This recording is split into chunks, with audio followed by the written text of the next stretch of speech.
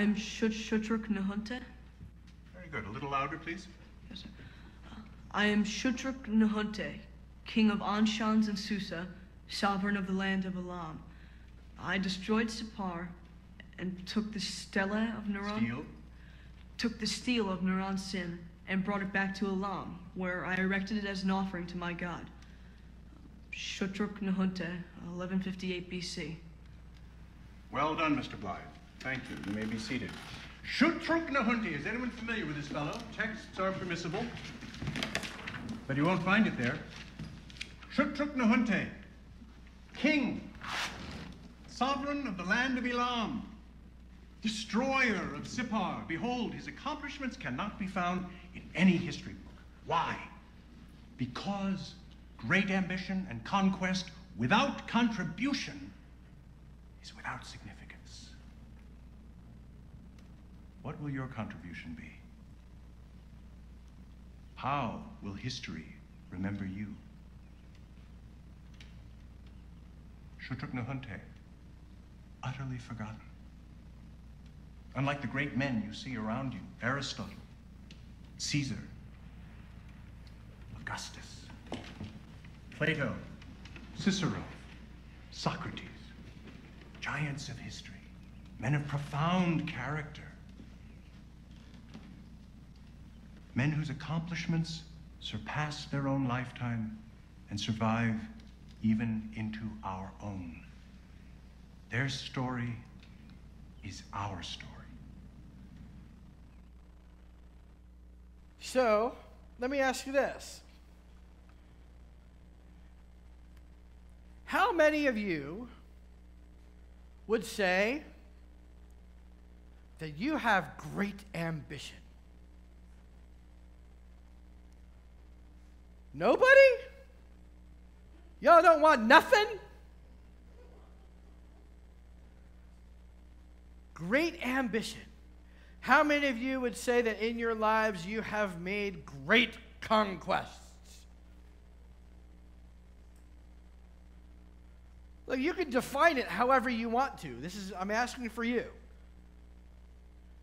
Great ambition and conquest without contribution is without significance.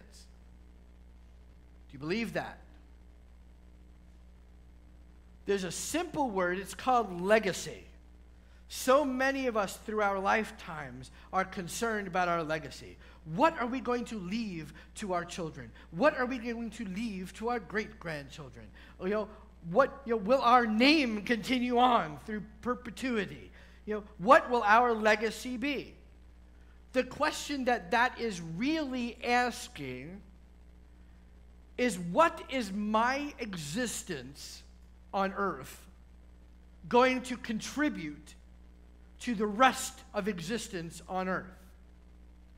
Without great ambition and conquest, without contribution, is without significance.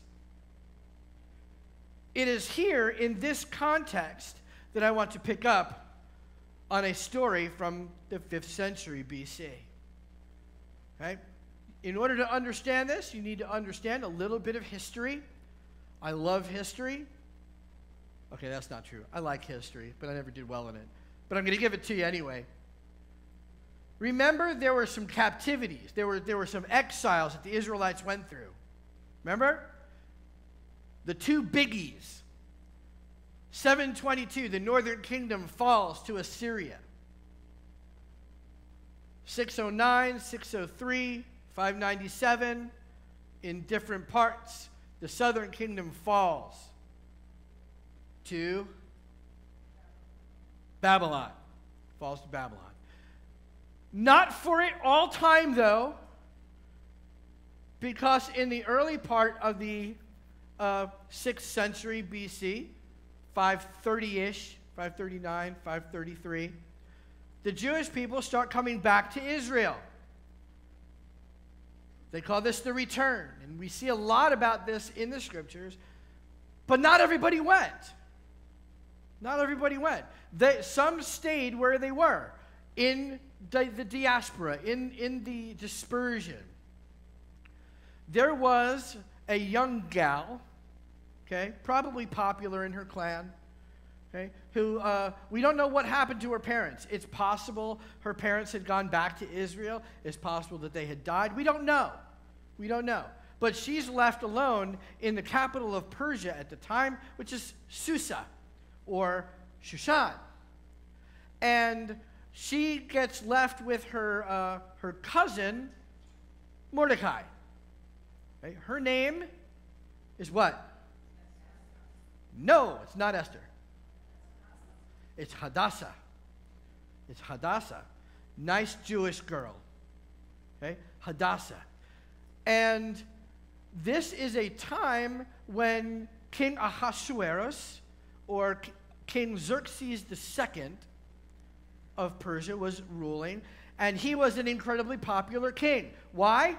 What makes people popular? Okay? Think about college kids. What makes you popular in college? The parties you throw.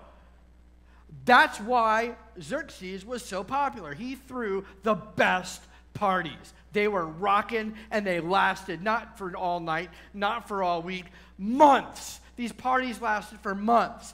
At one of these parties, Ahasuerus, King Xerxes, asks his queen to come in and dance for the people that are gathered.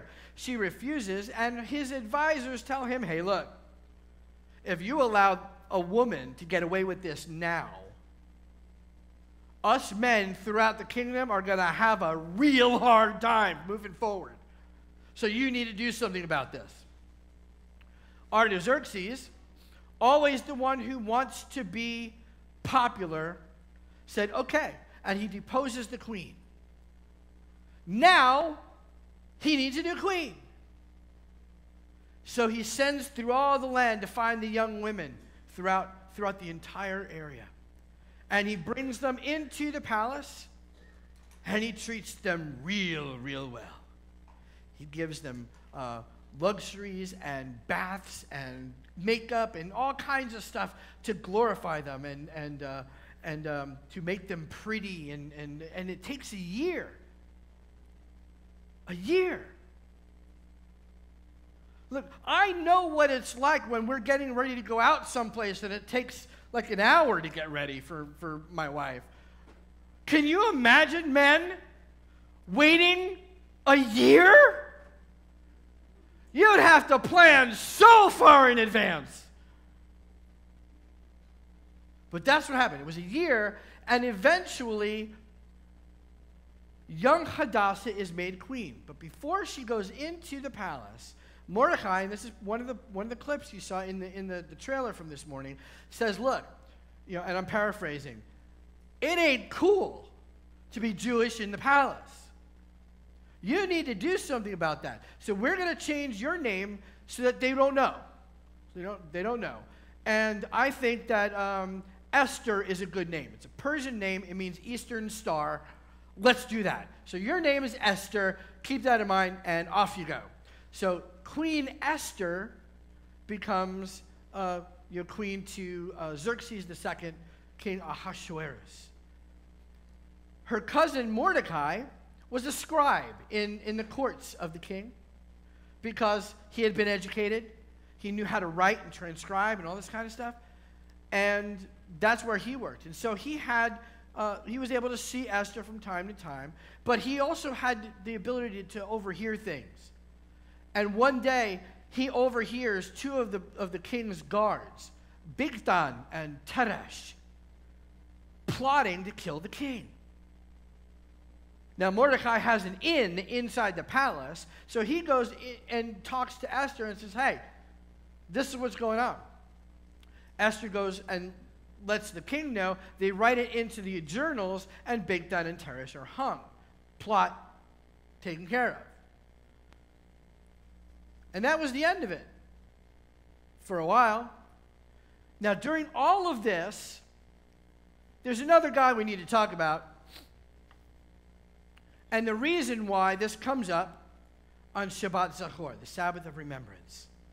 There's a man in the court of the king who is a descendant of Agag. Do you remember Agag? Anyone remember where Agag comes from? Where that whole thing is in the story?